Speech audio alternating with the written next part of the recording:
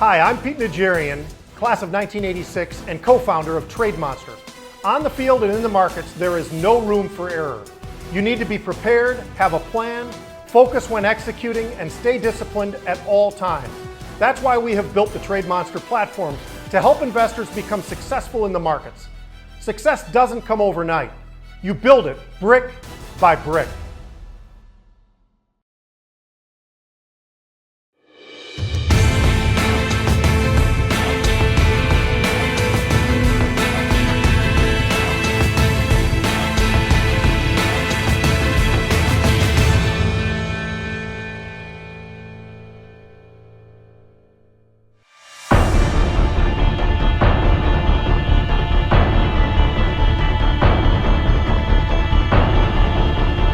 Three games into the season, you kind of really have to sit back and be like, wow, this goes fast.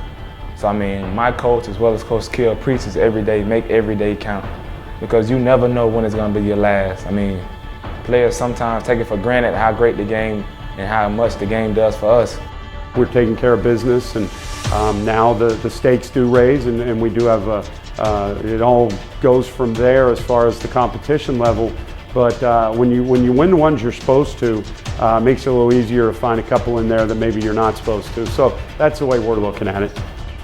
The expectation is the mission, and the mission is to win the Big Ten championship. And so that's what our goal is, and that's what our focus is. And we have to make sure that we look to do that one game at a time.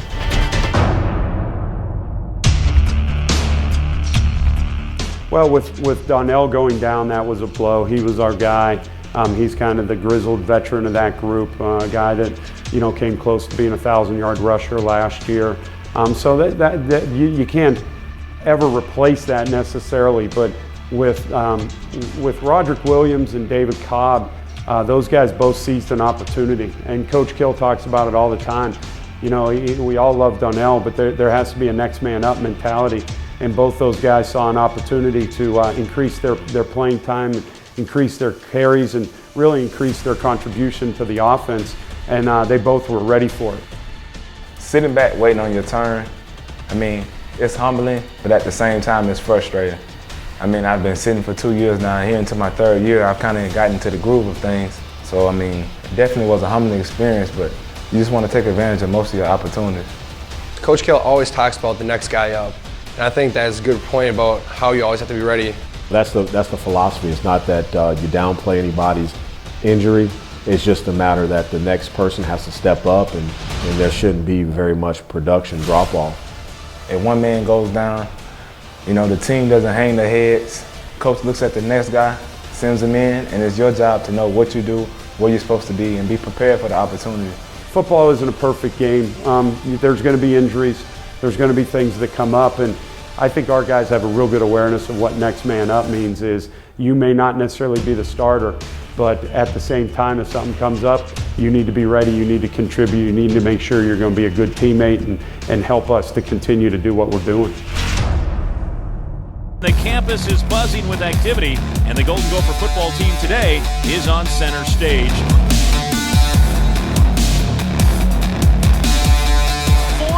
Goal from the one, play action, the pass, lob in the back of the end zone, and it's a touchdown. And Western Illinois has yet to trail this year. There's Nelson on the keeper, left side on 2nd 15, into the secondary, dives forward to the 45. He'll be 3 yards short of the first down. Yeah, and it looks like Phillip was limping a little bit when he came off the field. He did a tremendous job. I can remember him on the sideline before we went in. Me and Mitch were kind of huddled back. I guess he got the call that he was going in. We kind of looked at each other.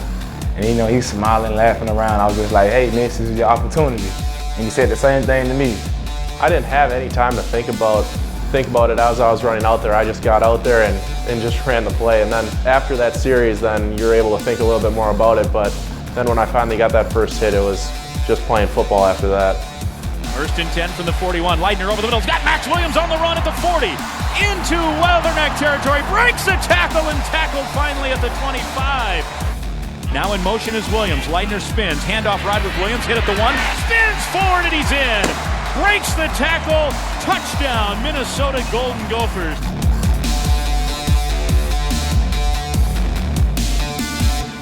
Get fire in your eyes.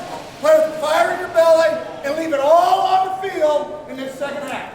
Okay? We're going to lock up. We're going to walk out that tunnel. We're going to go to work. We're going to put it on. So let's go. Come on. Not much phases us. We really don't skip a beat when something comes up, and you know, that's what we're paid to do. Cobb will get the handoff from Leitner, finds a hole right side, down the sideline, 50, 40, and drag from behind. First down, Leitner going to the far sideline, ball's up, and what a catch. Did he make it? Wow, Max Williams is unbelievable. No one thought Phil going to this game was going to hurt his leg or whatever he did right away in the first half.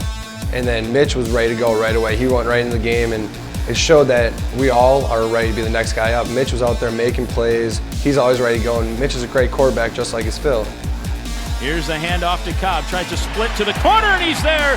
Touchdown, Minnesota Golden Gophers. Great block over there by a couple of players. 3rd and 10, the snap is back, pressure coming, Hangman gets the sack. He's helmetless, but he got the sack anyway. He lost his helmet on the way, and Norvell goes down way back at the 27. Patrick Williams Jr. stepping right into the free to the 20, 15, 10, 5, touchdown. Minnesota Golden Gophers, 36 yards, touchdown. And Minnesota now has put some distance between itself and Western. And that will do it. The Gophers go to 3-0 on the season. They will host San Jose State next Saturday, an 11 o'clock game.